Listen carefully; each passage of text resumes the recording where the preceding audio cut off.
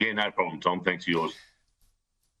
And I spoke a short time ago to the Shadow Energy and Climate Change Minister, Ted O'Brien. There's been a big discussion around part of the plan from the Coalition centres on the fact they think we'll need less energy, much less compared to Labor, over the next couple of decades.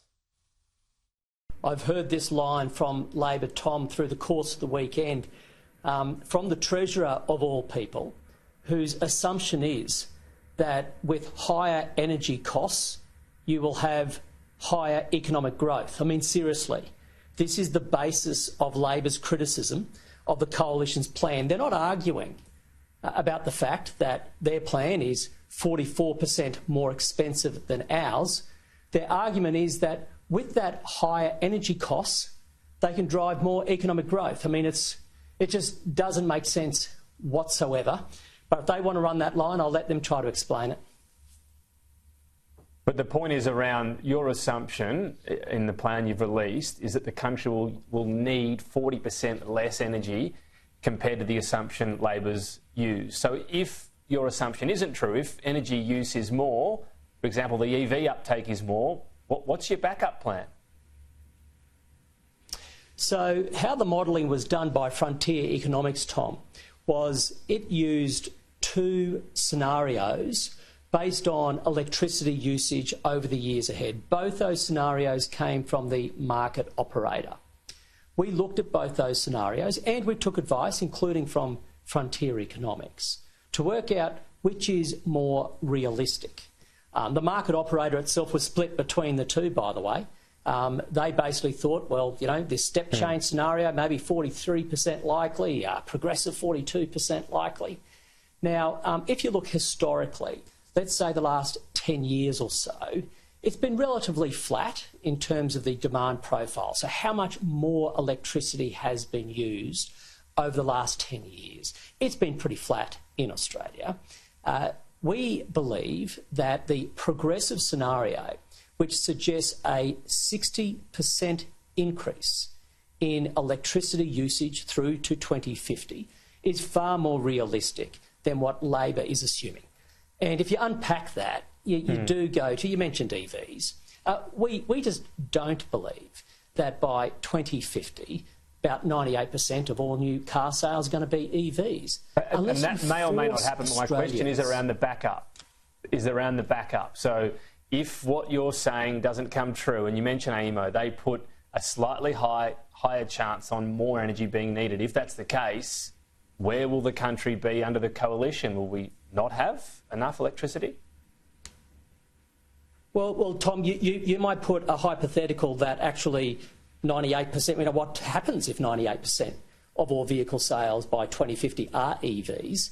Our view is if you look at the trajectory at the moment of EV sales, that's just not happening. Let's go to another part of what is driving Labor's view of great economic growth. They think that green hydrogen is going to be selling like hotcakes. Despite everything that's happened over the last 2 years with green hydrogen, they are assuming green hydrogen will probably use around about 25% of the electricity that we have today. That's how much is just going to be booming. Nobody in industry agrees with that. And here's the problem. If you accept Labor's pathway and they think they're going to more than double the amount of electricity usage, you overbuild, you overspend. And this is what happens. You start building way too much, way more than's ever needed. Someone's going to have to pay for it. And this is not the only thing that drives their higher costs, but it's a big part of it. So again, the cost difference between Labor's plan and the Coalition plan is 44%. So your plan has renewable energy at 53%. Now, on current trends, including projects in the pipeline, we could get to that by about 2026. What happens after that point? Would you cap renewable energies, effectively stop more renewables getting into the market? No one's talking about capping, Tom, but the part of your question that suggested this enormous trajectory for renewables over the years ahead, can I just caution people not to look at what Labor refers to as pipeline? You've got to look at the final investment decisions when basically real money is being committed to. What we've seen under the Labor government is a complete fall in final investment decisions of renewables. That's why renewables have now got far more support from this government through the capacity investment scheme, because final investment decisions fell through the floor. They're not going to achieve their 82% renewables target. They just won't. They need 7 gigawatts installed every single year of new renewable generation. Last year, 1.3 gigawatts. Yeah. If there's hunger there privately, from the private market to go higher, you won't cap it. So the renewable energy in Australia could go higher. You won't stop it entering the grid? We're not talking about capping, whether it be nuclear, gas, hydro, renewables.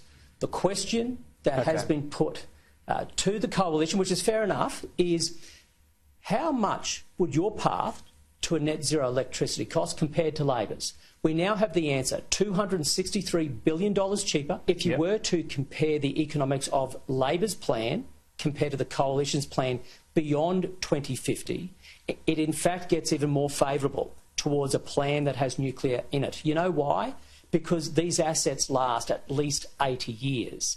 Within that period of time, you have multiple replacements of renewables, remembering renewables only sort of run about a third of the time, so you need 3 times the amount for nuclear. Their lifespan is smaller, so the longer you run your economic model, the better it is when you have nuclear in the mix. But because we replicate it here, what the market operator does, through to 2050 due to its net zero target, that's the way that Frontier Economics did its model. So you could actually see them against each other and fairly compare them. The conclusion was 44% cheaper when you have a balanced energy mix with nuclear. All right. Let me ask you this finally and briefly. You attacked Labor over what happened to energy prices so far during the term. Under this plan, will anything change? Can you tell Australian voters now, will anything be cheaper in terms of their power bills in the next term if the coalition win? We'll have more to say about the short term well ahead of the next election, Tom. But could it only be subsidies? If I can say, your question is just so spot on, though, because 3 years ago, Anthony Albanese looked the Australian people in the eye and promised them a $275 reduction in household bills based on 3 years ago. So if he was to deliver on that, he's talking about $1,000 now. That's the shortfall from what he's promised and what some families are going through. $1,000 more expensive than what Labor promised. Guess when he said he was going to deliver it? 2025. And so, in other words, he's got 15 days to stump up with $1,000 reductions in people's power bills. I don't think anyone's saying that that's their challenge. And you've criticised that. Chris Bowen is. Just ask you. Chris Bowen is. Tom, I'm sorry. Chris Bowen, with one of your colleagues, made that very clear. Sure. Okay. He did with one. I think it was with Laura, with one of your colleagues. Okay, fair enough. I'll take you on that. But can I just ask expressly about your plans? Nothing in this does anything for the next term. So is the only way to alleviate power bills in the short term, as in one term, through subsidies? So our plan in the short term is, number one, you do not close your baseload power stations prematurely. Number two, you pour more gas into the system. As you, 3, continue to roll out renewables. Of those 3 points, Labor only has a plan for more renewables. It's suffocating gas, and it wants to close the baseload power stations prematurely. That's the difference, and that is why electricity prices will always be cheaper under a coalition. We'll see the rest of your plan in terms of those prices. Ted O'Brien, appreciate your time today. Thank you. Thanks very much, Tom. All the best.